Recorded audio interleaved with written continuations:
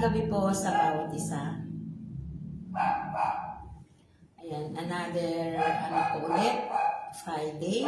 At tayo po ay nasa halos kalagitnaan na ng January. Ayan po, so patuloy po tayo na pag-aralan, no? Pag-aralan yung ating mga pag-aralan itong mga nakaraang 2 weeks na may pamagat po na the cause of following Jesus nobody talks about. Sabi niya, ang pagsunod sa Panginoon ay mahalaga. Amen po. Pero minsan ito ay hindi na pag-uusapan. Amen po. So, meron po rito sa atin po ay nag-start po sa 17 na hanggang 24. So, yung una po, ang sabi niya, persecution defines genuine faith. 1 Peter chapter 1 verse 6 and 7. So ang pag-uusig po ay dadating sa bawat isa sa atin, pero ito ay siyang nagpapatatag sa atin. Ayan po. So yung ating pananampalataya ay yun po ang dahilan kung bakit tayo ay nakakasunod sa Panginoon. Bahagi po ng pagiging Kristiyano natin, amen, na tayo po ay usigin or i-persecute. Or yung mga ginagawa po natin ay ayaw ng sanlibutan. Yan po naman ay nadanas na ng mga men of God. At tayo po ngayon na nandito ay ganun din po, anuman po ang gawin natin, ay nandun pa rin yung mata ng sanlibutan. No? Pero sabi niya, kailangan manatili ang ating pananampalataya, katulad nila Apostol Pablo. Defines ay pinipino ang totoong pananampalataya. Po, ang pananampalataya ay may kasamang gawa at it will be manifest sa buhay po natin, sa mga gawa, sa pananalita natin. Amen. Hindi lang po dahil alam mo o nag-aaral ka, hindi naman po nakikita. Kaya kailangan po, sabi niya, pinipino, nire-refine. No? Parang ano po yun, parang asukal na kinikinis ang ating pananampalataya. Amen. Para po dumating man ang pag-uusig, ay nandun yung katatagan po natin. Number 18 po, sabi niya po, suffering produces spiritual maturity. Ang paghihirap dahil sa pagsunod sa Diyos ay nakakaproduce ng nakakagawa ng spiritual maturity. Yung pong ating paghihirap, yung suffering na dinadanas mo ngayon, amen, ay nakakapagpatatag at nakakapag-mature ng pagiging Kristiyano. Nakakakain ka ng karne, amen, kahit na anong hirap ay nandun pa din, amen, na ikaw ay nagiging matibay, nagiging matured ka spiritually, nagiging matatag, nire-refine niya, or ito ay kanyang nagpo-produce ng spiritual na maturity pag ikaw po ay dumaranas ng mga pag-uusig o dumaranas po ng mga suffering. Ano ba yung mga suffering po natin? Amen. Yung suffering po na katulad ng nangyari kila Apostol Pablo, kay Jesus na lamang po, napakaraming pagtitiis, ang daming mga suffering na ginawa niya para sa kaligtasan ng bawat isa. Yun po yung pinaka-main doon. Amen, na napako siya doon, yung mga suffering niya doon sa krus, sa mga pagpapahirap sa kanya, pero kailangan niyang gawin para makasunod sa kalooban ng Diyos. Sa number 18 naman, 19 naman po, ang sabi niya po dito, ay God uses suffering for witnesses. Yung paghihirap ng Diyos ay naging isang witness, or ang tinatawag na paggamit ito para makita ang himala. Amen. Himala na ang Diyos ang siyang tanging gumawa noon. Suffering ay gumagamit para makita ang himala. Amen. Ano ba yung mga himala na kailangan makita? Amen. Ma-witness ng buong sanlibutan na sa Jesus lamang at wala nang iba ang makakagawa ng mga himala. Ang paggaling po ng tao. Amen. At hanggang ngayon, nag-i-assist pa rin na gumagaling po tayo. Kung aalala po natin doon po sa Matthew, Luke, amen, Lucas, ay nandun yung mga himala na ginawa ng Panginoon. Ang mga bulag ay nakakita, ang mga bingi ay nakarinig, ang mga pipi ay nakapagsalita. Yun po ay isang witness na si Jesus amen po, ay makikita mo ang kanyang mga himala sa kabila ng mga paghihirap. At tayo sa kasalukuyan, mga kapatid, amen, nagagamit natin yung kalakasan natin para makita ng ibang tao na sa kabila ng ating mga sufferings, nandun pa din yung ating pagtitiwala sa Panginoon. Mga paghihirap para makita ang Diyos, amen, ay Diyos ng sanlibutan at walang makakahigit po sa Kanya. Makitang siya ang Diyos, amen, nila Joseph, nila Abraham, amen, nila Aaron at ng mga men of God, ay yung pa rin ang Diyos natin. Sa kabila ng ating mga dinadaanan, amen, makikita ng sanlibutan na ang Diyos natin ay buhay. Yung mga paghihirap na nagpapatunay na si Jesus, amen, ang tunay na Diyos ng buong sanlibutan. Number 20 po, faithfulness glorifies God publicly. Matthew 5:16. Sabi niya po dito sa Matthew 5:16, don't hide your light, it shine for all.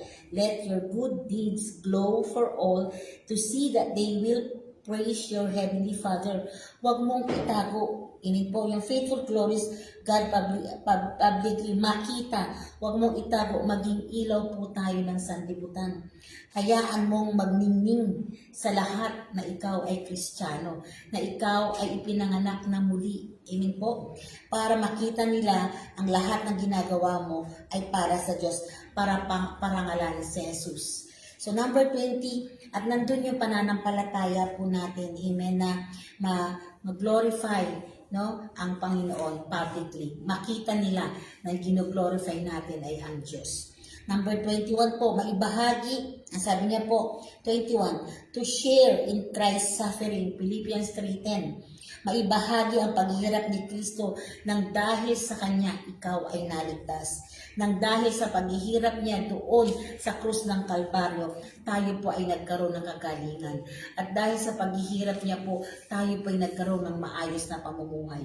Sa pagsunod sa Panginoon ay may kaagibat, amen po, na halaga ito sa paningin ng Diyos at nakikita po yun ng tao. To know Him more, na makilala natin ang Diyos, mas malalim. Yung heart ni Pastor Pablo, anuman ang nangyari sa kanya, nandun pa rin, ay pinibinibitness niya o pinakikita niya pa rin ang kabutihan ng Panginoon. Pinakikita niya pa rin, amen po, isinishare niya pa rin yung paghihirap ng Panginoon at yun ang magiging dahilan para tayo po ay maging matatag.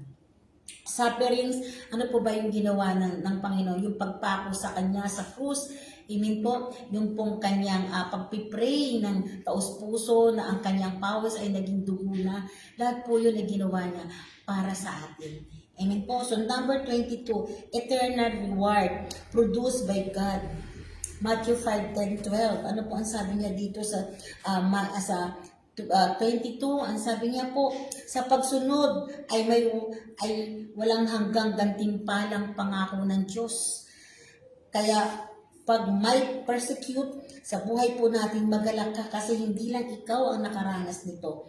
Kasi sa inyo ang kaharian ng Panginoon. Magiging matatag ka lang, pero sabi niya po, pinagpapala ang mga nilalait at inuusig ng mga tao at pinaparatangan ng lahat ng uri ng kasamaan na pawang mga kasinungalingan. Pero ang sabi niya po, pero ang eternal reward promised by God pero pinagpapala, ito po yung promise niya po. Ang sabi niya sa verse 12 ng chapter 5 verse 12, sabi niya po, magsaya kayo sapagkat malaki ang inyong gantimpala sa langit. Alalahanin niyong inuusig din ang mga propetang nauna sa inyo. Ang gantimpala po natin ay nasa langit. Sa kabila ng ang liit ng inuusig ka, ang liit ng tiwala ka pa din. Sa iyo, ang Diyos ang siyang nagtitiwala po sa atin.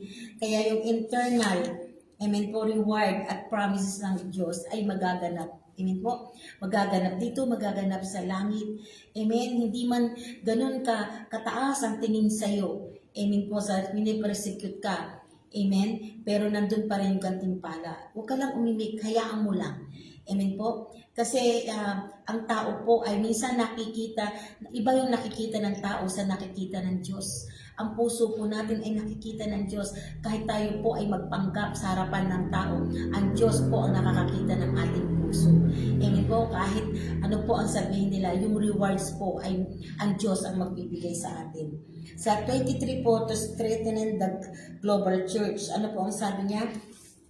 Sa 23, ang sabi niya po ay sa pagsunod po natin para tayo po ay para palakasin ang mga simbahan at mananampalataya sa kabila ng ating mga pag-uusig. Amen po. Number 1, pinisecute ka, katulad nila Pablo o marami pang iba. Pero nang malaman niya ang tungkol sa Diyos, siya po ay sumunod. Isa po siya nagpe-persecute din. Amen, si Pablo. Pero nung nalaman niya ang katotohanan, amen, siya yung nagtatanggol sa Panginoon at siya yung nag-witness. Sa number 24 po, to display God's sustaining grace. Nakakaya natin ang lahat dahil sa habag ng Diyos. Mapakita ang habag ng Diyos sa atin. Patuloy na habag. Amen po. Ma-distify, makita no, na sa buong sanlibutan ang kabutihan at habag ng Diyos. Patuloy lang po tayo, continuous natin ang lahat na anuman ang ating ginagawa, andun pa rin yung habag ng Panginoon sa atin. Amen po. So sabi niya, lahat ng ito ay magiging buhay na patutuo sa bawat isa sa atin. Lahat na pag-aralan natin magmula number 1 hanggang 24, bawat isa sa atin, ang tunay na pagsunod ay hindi madali, pero kailangan buo ang iyong pananampalataya po natin at laging nasa puso po natin. At isa sa pagsunod po natin dito ay of course ito po ating pagpipray everyday. No? Alam niyo po, ang magagawa natin lahat ng ito kung may kasama tayong panalangin. Ang panalangin, ang isa sa pinakasusi, the powerful weapon po natin. Every day, amen, magkaroon ka ng time sa Lord. Amen. Alam niyo po, hindi natin magagawa ang panalangin. Amen. Hindi makakarating sa Diyos ang panalangin kung yung puso mo ay hindi malinis. Amen. Na thanks ka ng thanks, pero kailangan yung puso po natin ay malinis. Amen po. Prayer as a form of communication with the Lord. Mark 11:24, whatever you ask for the prayer, believe that you receive it. Amen po. At kailangan po ito, yung receive it will be given to you. So, lahat po ng mga bagay na ito ay malaman natin na mayroong kahabagan ang Panginoon. Alam niya po yung buhay ng bawat isa sa atin. Alam niya po yung mga nangyayari. Amen. Pero kailangan maibigay natin yung pagsunod natin sa Diyos. Kailangan natin sumunod.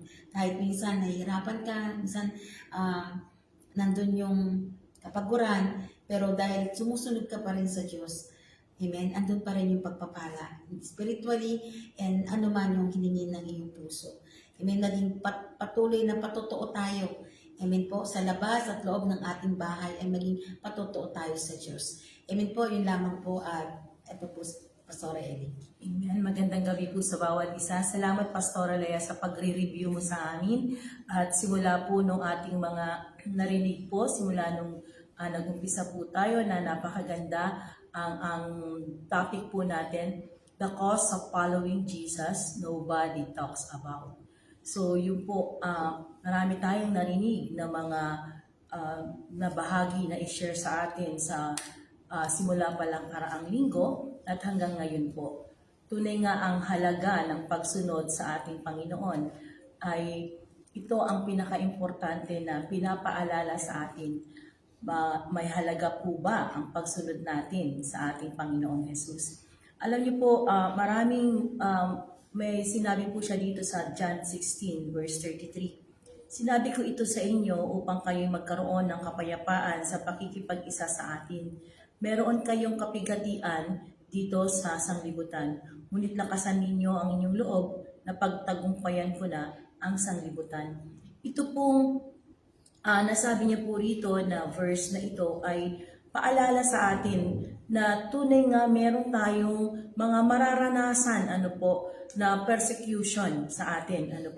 But marami po tayong kapighatian na sinasabi niya sa atin dito sa sanglibutan kasi nandito pa tayo sa sanglibutan. Amen po. Pero ang alam natin na tayo ang mga anak ng Diyos na nakipag-isa sa ating Panginoong Jesucristo, ay may babala, mayroong reminder si Lord na don't worry, I overcome the world. Amen po, napagtagumpayan ko na ang sanglibutan. Amen po. At dito po sa Mark chapter 8 verse 34 hanggang sa 37, ito po yung sinasabi niya dito na sa pagsunod natin sa Panginoon, ano po, yung halaga ng pagsunod natin, ito po ang sinasabi ng Panginoong Hesus kung talagang susundin natin siya, ano po, at nakikita naman po sa magitan ng buhay natin, ano po, ang sabi niya po rito, pinalapit ni Jesus ang mga tao, pati ang kanyang mga alagad, at sinabi, kung ibig nino mang sumunod sa akin, limutin niya ang ukol sa kanyang sarili. Pasanin ang kanyang krus at sumunod sa akin. Ang naghahangad na magligtas ng kanyang buhay ay siyang mawawalan nito. Ngunit ang mag-alay ng kanyang buhay alang-alang sa akin at sa mabuting balita ay siyang magkakamit niyon.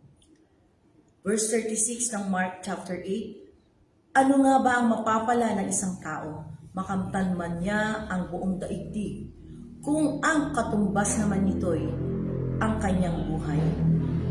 Ano ang maibabayad ng tao para mabalik sa kanya ang kanyang buhay? Tulad nga po ng sinabi kanina na marami tayong persecution na nararanasan, pero ang nais ng Diyos, una, magkaroon ka ng self-denial. Alam mong itanggi ang sarili mo, yung pagtalikod mo sa sarili mo. Alam mo yung kung i-deny mo your own desire, yung plano mo, yung self-will mo. Sabi niya po rito sa Mark 16, verse 24, sinabi ni Jesus sa kanyang mga alagad, kung ibig nino mang sumunod sa akin, limutin niya ang ukol sa kanyang sarili. Pasanin ang kanyang krus at sumunod sa akin. Amen po. Ang kailangan po ng Panginoon ay yung tunay na pagtalikod. Amen po. Sa kanyang sarili, sa kagustuhan natin, yung mga personal desire natin. Amen po. Ang gusto niyang pagsunod ay yung may self-denial, pagtanggi sa sariling kagustuhan. Amen po. Yung kagustuhan, yung ambisyon mo, yung plano mo, yung goals mo, yung sariling kalooban mo. Ang nais ng Panginoon ay sabi niya ganon, sumunod sa akin yung limutin niya ang kanyang sarili, pasanin ang krus at sumunod sa akin. Remember po, ang pagsunod natin sa ating Panginoon, makaranas man tayo, amen po yung hindi natin sa sarili, amen po ay mayroong sinabi siyang napagtagumpayan ko na yan. Amen po. Ang pangalawa, ang nais niya ay yung pagsuko ng buong puso, yung totally surrender. I-give up natin yung pong mga habits po natin, yung mga possession natin, yung pong pangsariling kagustuhan po natin. Totally ibigay mo daw ang buhay mo sa Panginoon. At yun po ang sinasabi niya rito na kahit na kasi anong mangyari, makamtan mo man ang lahat, ang sabi niya rito, amen po, ang tunay na tagumpay ay ang pagsunod sa ating Panginoon. Sa Lucas chapter 14, verse 26 to 27, ang sabi niya po rito, hindi maaaring maging alagad ko ang sino mang umiibig sa kanyang ama at ina, asawa at mga anak, mga kapatid at maging sa sarili niyang buhay nang higit sa akin. Sa 27, sabi niya, ang sino mang hindi magpasa ng sariling krus at sumunod sa akin ay hindi maaaring maging alagad ko. Amen po. Kaya ang sabi niya, totally pagsuko mo ng buong puso. Amen po. Ang buhay mo ay isurrender natin sa Panginoon. Giving up yung relasyon natin sa Kanya, yung anong meron tayo, yung mga habits natin, yung everyday, amen po, na buhay natin, na ginagawa natin, ibigay natin sa ating Panginoon. At ito ang sinasabi niya, inakailangan, sabi niya, yung asawa, ina, amen po, even sa lahat ng ating personal, amen po, na buhay, ibigay po daw natin sa Kanya. Ang puso natin ay ibigay natin sa Panginoon. Amen po. At pangatlo, sabi niya, amen po, pasanin ang inyong krus. Amen po, tanggapin yung paghihirap, yung suffering na tinatawag, yung hardship, anuman ang meron po tayong pagdadaanan, anuman yung persecution, yung pag-uusig, dumating sa ating buhay.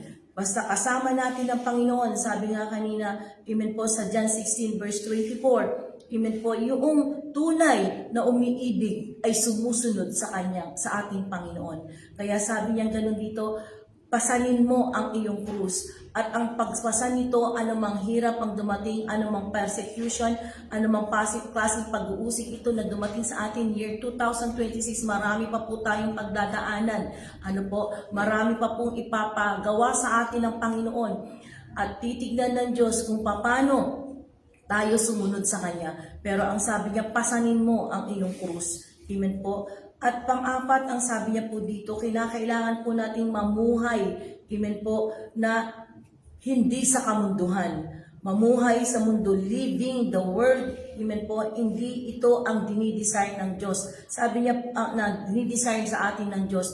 Ang sabi niya, mamuhay tayo nakasama si Kristo at hindi tayo mamuhay dito sa mundo, bagamat tayo ay nandito sa mundo, pero hindi tayo taga-mundo. Amen po. Sa James chapter 4, verse 4, mga taksil, hindi ba ninyo alam na kapag kinaibigan ninyo ang sanglibutan ay kinakaaway naman ninyo ang Diyos? Kaya sino mang nagnanais na maging kaibigan ng sanglibutan ay kaaway ng Diyos. Tayo po mismo, amen po, ay umalis sa gawain ng sanglibutan.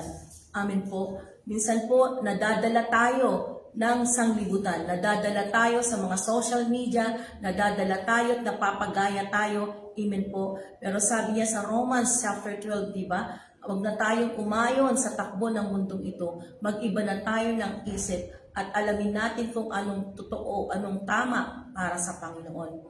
Mga kapatid, ang topic po natin ito na cause the following Jesus ay yung kahalagahan ng tunay na pagsunod mo sa Panginoon. Ang kahalagahan na kaya mong i-deny ang sarili mo, kaya mong pagsakripisyuhan, kaya mong ibigay lahat sa Diyos. Ang plano mo, ang kalooban ng Diyos lamang ang masusunod natin. Totally isusurrender mo anumang klase ng kayamanan na meron ka. Totally ang gusto ng Panginoon ay isurrender ito. Napakabigat ang hinihingi ng ating Panginoon na higit pa sa atin na siya'y mahalin kaysa sa ating buhay. May mga ari-arian tayo, amen po, na siya na nagiging sa sarili natin, amen po. Hindi ibig sabihin na ito ay kinukuha ng Panginoon o ayaw ng Diyos, amen po. Mahal tayo ng Panginoon at mahal niya rin ang ating pamilya. Pero ipinapakita natin na tunay nga, ipakita natin sa ating paglilingkod sa ating Panginoong Hesukristo. Amen po, ay yung batayan, ay yung ating pagmamahal at tunay na pagsunod sa Kanya. Maging matapat tayo. Madalas, mas inuuna natin ang mga bagay na pangsamantala lang kaysa sa Panginoon. Natatakot tayo minsan na iwan ang ating mga gawain, mga kasalanan, amen po, o mga luho dahil sa kumakapit tayo sa mga ito. Amen po. Pero ang nais ng Diyos, mga kapatid, ay tunay na pagsunod sa Kanya. Ngunit ang pangyayari, amen po, malinaw na sinasabi ng ating Panginoon, kung nais nating maging alagad, kailangan siya ang una sa lahat. Ang pagpasan sa krus ay hindi lamang pagtitiis sa hirap o sakripisyo, kundi ito'y pagtanggap sa buhay natin, na ang buhay natin ay pag-aari na, amen po, ng ating Panginoong Hesus. At ang paghandang, tayo ay kailangan nakahandang sumunod. Kahit mahirap, kahit may sakripisyo, at kahit walang kapalit. Amen po. Dahil sa bandang huli, ang lahat ng iniwan natin o ginawa natin dito sa lupa, magiging walang halaga ito kumpara sa buhay na walang hanggang na ibinibigay ni Kristo. Ang tunay na halaga ng pagsunod kay Jesus ay nangangailangan ng ganap na pagtatalaga sa buong sarili, walang pag-aalinlangan at paggawa sa Kanya bilang pangunahing prioridad sa buhay.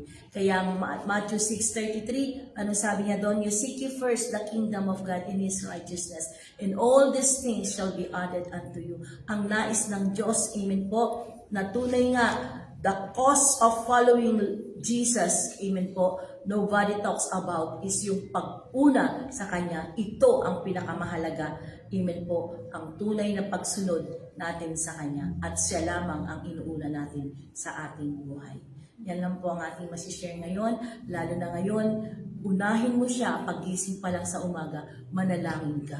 At ngayon po, sama-sama tayong mananalangin, sakripisyo. Amen po, yung oras, yung effort mo, ibibigay mo. At lalo na sa mga kaluluwa, amen po, ibibigay mo yung oras mo, yung effort mo. Amen po, para ipanalangin sila, para itaas sa ating Panginoon. Amen po, sama-sama po tayo ngayon magpuri at magpasalamat sa ating Panginoon Diyos. Hallelujah. Thank you, Lord. Thank you, Jesus. Kay buti-buti mo, Panginoon. Kay buti mo, Panginoon. Sa lahat ng oras, sa bawat araw, ika'y laging tapat kong magmahal. Ang iyong kaawa ay magpawalang hanggan. Minsan pa kay buti-buti mo, kay buti-buti mo, Panginoon. Sa lahat ng oras, sa bawat araw, ika'y laging tapat kong magmahal. Ang iyong kaawa ay magpawalang hanggan. Pinupuri, sinasamba kita, dakilang Diyos at Panginoon. Tunay ngang ika'y walang katulad, tunay ngang ika'y di nagbabago. Mabuti ang Diyos na sa akin ay nagmamahal. Pinupuri, yes Lord, pinupuri, sinasamba kita, dakilang Diyos at Panginoon. Tunay ngang ika'y walang katulad, tunay ngang ika'y di nagbabago. Mabuti ang Diyos na sa akin ay nagmamahal. Pinupuri, sinasamba kita, dakilang Diyos at Panginoon. Tunay ngang ika'y walang katulad, tunay ngang ika'y di nagbabago. Mabuti ang Diyos na sa akin ay nagmamahal. Mabuti ang Diyos, mabuti ang Diyos na sa akin ay nagmamahal. Mabuti ang Diyos na sa akin ay nagmamahal. Hallelujah. Puri kita, puri kita, O Diyos.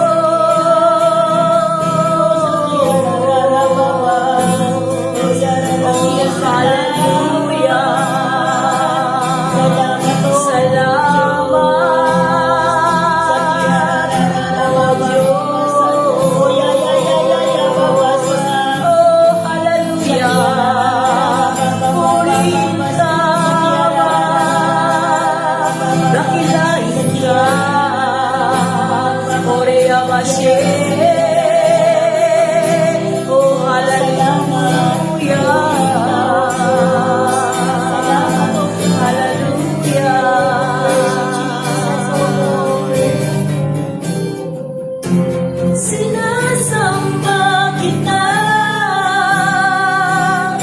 Dakilang Diyos at Panginoon.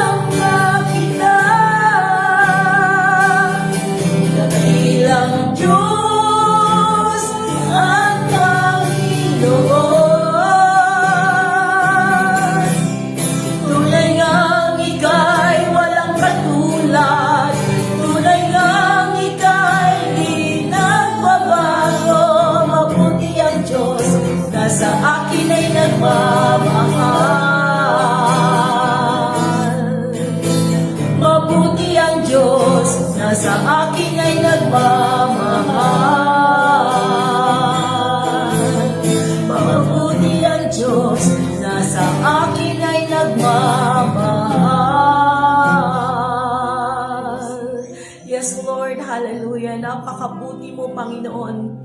Maraming salamat po, O Diyos, sa patuloy na pagsama mo sa aming pananalangin, O God, na sama-samang pananalangin dito sa Rema Evangelistic Church International. Panginoon, maraming salamat dahil Ikaw ang aming Diyos na kahit kailan hindi nagpabaya, Panginoon.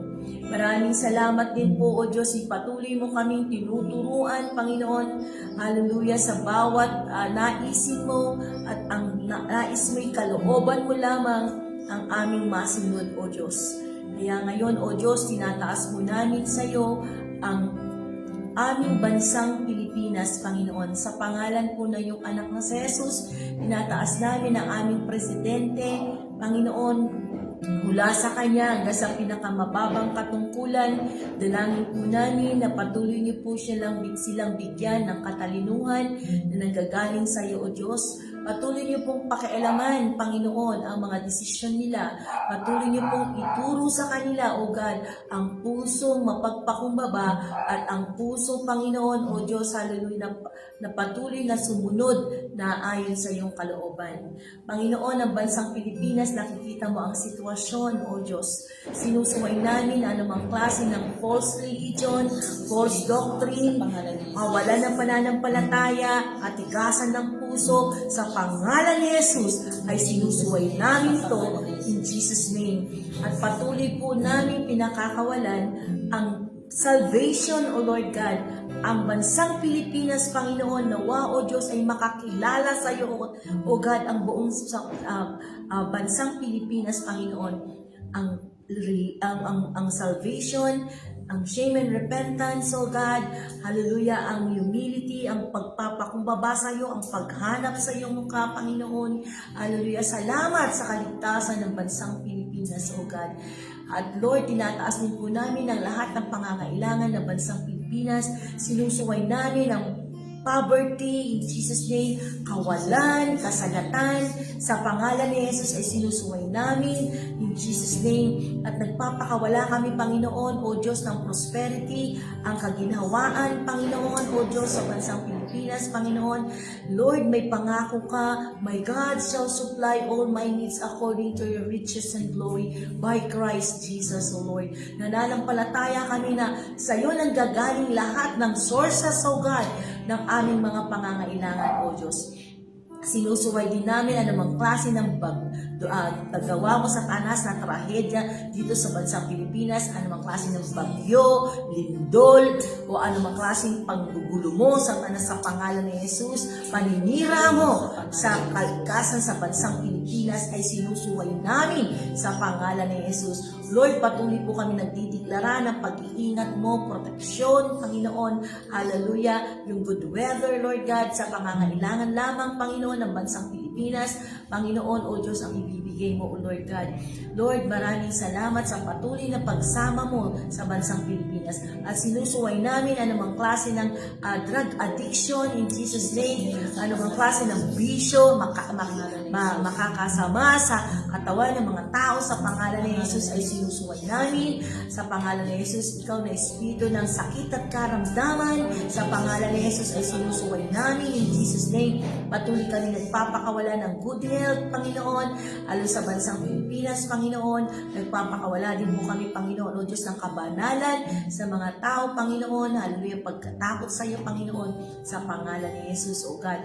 At Lord, at patuloy kaming winawasak namin na namang klase ng korupsyon sa bansang Pilipinas, kawalan ng pagtitiwala sa pangalan ni Jesus ay sinusuway namin at katapatan ng patuloy namin pinakakawalan, Panginoon, O Diyos, at pagmamahal, Panginoon, sa bansang Pilipinas, O God, ang humility, O Lord God, at patuloy na pagsunod na ayon sa iyong kalooban. Tinataas namin ang bansang ng Pilipinas, ang katagumpayan, ang pag-unlad nito, Panginoon, sa pangalan po ng iyong anak na si Jesus. Tinataas din po namin ang mga kapastoran namin na nagbibigay, Panginoon, O Diyos, every 4 o'clock, Panginoon, sa Bible study namin dito sa Rema, Philippines.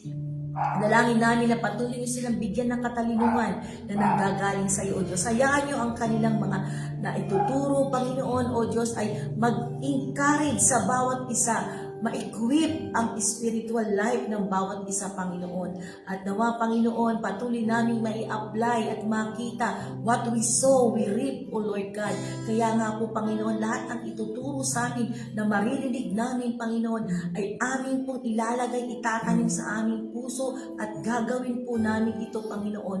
At tunay na makikita, Panginoon, sa buhay ng bawat isa sa amin, O Diyos. Salamat po, Panginoon, sa mga word of encouragement na yan. At ingatan niyo sila at pagpalain, Panginoon, sa kanilang personal na buhay at sa kanilang ministeryo sa pangalan ni Jesus. Panginoon, maraming salamat din po, O God, sa mga bubuksan pang mga simbahan namin, mga under construction na simbahan, O God. Kayo ang nagbibigay, Panginoon, ang nag-o-open, nagsasara, Panginoon, ng mga simbahan, O God. Lord, dalhin niyo mga pangyapak, Panginoon, ng mga kaluluwa na nakatalaga sa bawat simbahan na bubuksan namin dito sa Rema, Panginoon. Maraming salamat po sa mga pangangailangan din. Hallelujah. Financially, O God, sa mga bubuksan na yan, sa mga under construction na simbahan na yan, sa pangalan ni Jesus. Tinataas din po namin ang aming pong mga kapatiran na nasa abroad, Panginoon, ang kanilang pamilya na naiwanan dito, O Diyos. May kadahilanan ka, Panginoon, pag dinala mo po sila doon. Lord, hayaan niyong ipaalala niyo sa kanila that they are ambassador, O God. Ambassador mo sila na dala-dala, Panginoon, ang iyong pangalan, O Diyos, ang kaligtasan na natamo nila ay isishare nila, Panginoon. Bigay mo rin po yung kagalakan, yung joy, Panginoon, na nanggagaling sa iyo.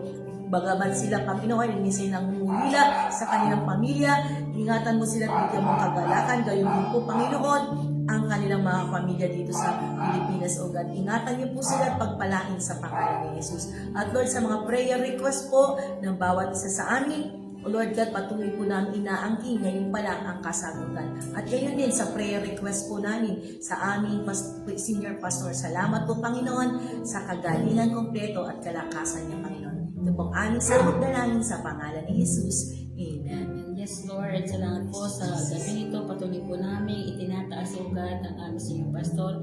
Patuloy na malakas na pangangatawan niya araw-araw, O God. Ganun din po rin ang kanyang buong pamilya. Hayaan mo, Panginoon, na ikaw ang siyang sumabaybay at mag-ingat sa kanila. Panginoon, ingatan mo rin, Lord, natas namin ang aming mga leaders. Patuloy na i-unite mo ang lahat ng mga leaders, O God. Bigay mo yung wisdom and knowledge, O God.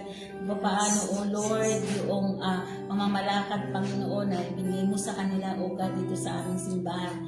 Bigyan mo, O God, ng unity, Panginoon, ng bawat leaders, O God, kababaan ng loob at pagkakaisa, O God. Kami din po ang mga pastors, ang mga workers, ang mga bawat simbahan, ang bawat miyembro, Panginoon, ng Rema Evangelistic Church International. I-unite mo ang bawat isa, Panginoon. Hawakan mo mga puso nila, O God, at bigay sa kanila mga puso, saan mga puso, Panginoon, ang burden sa mga kaluluwa. Lord, ibigay mo, Panginoon, yung mga needs, O Lord, ng bawat pastor, ng bawat workers, ng bawat simbahan at ng mga miyembro, O God. Hayaan mo na ikaw siyang maitaas, O Lord. Patuloy mo, O God, na unite, Panginoon, ang bawat isa. Patuloy na bigyan mo ng kalakasan na nagmumula sa iyo. Panginoon, ang mga workers, ang mga pastors, Panginoon, ibigay mo, Panginoon, yung lalo pang enthusiasm na paglilingkod. At time, Lord, na sila ay nahihirapan, ikaw, Panginoon, yung kahagipat nila. Sa time na nalulungkot sila, ikaw yung kasiyahan nila.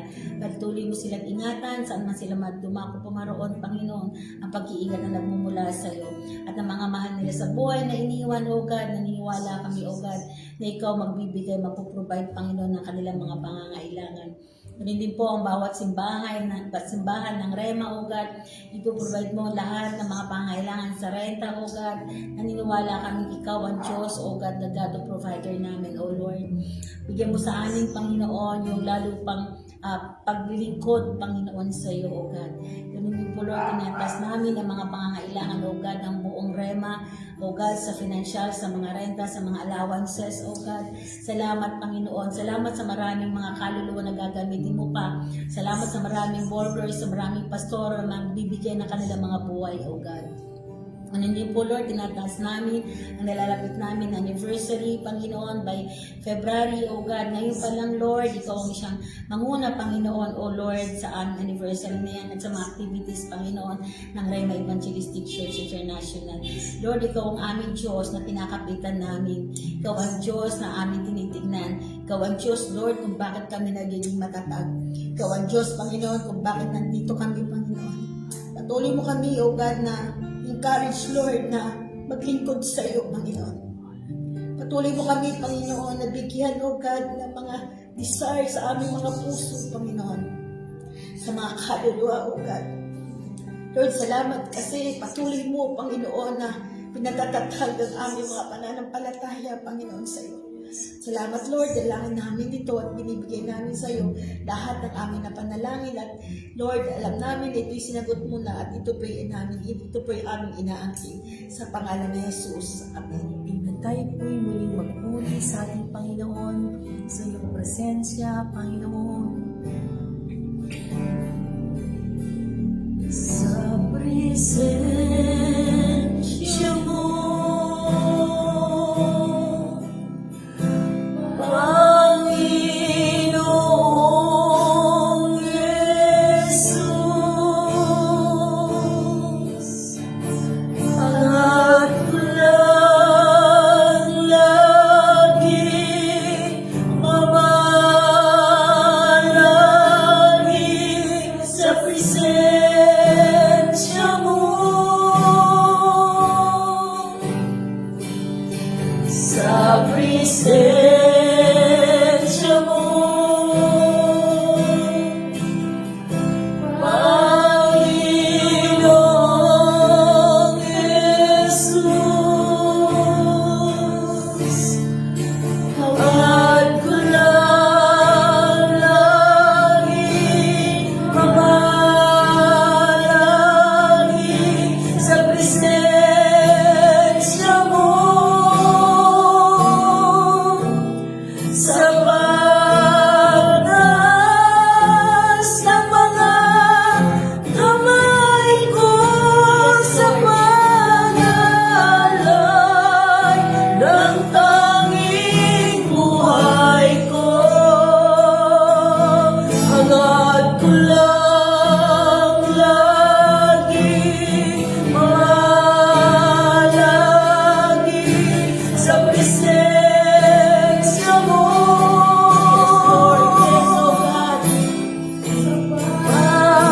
Pagtaas ng mga kamay ko sa pangalay ng tanging buhay ko,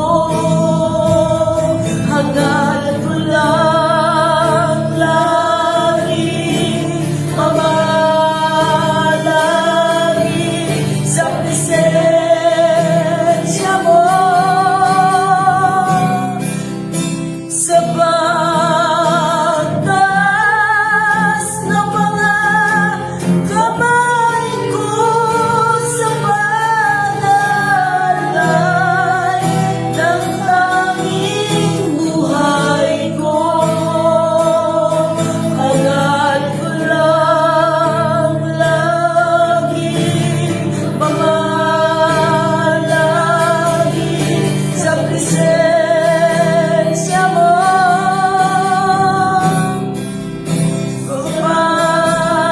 Pagtaas ng mga kamay ko sa pangalay ng tanging buhay ko, hangad ko lang lagi mamalagi sa presensya mo. Hangad ko lang lagi mamalagi sa presensya mo.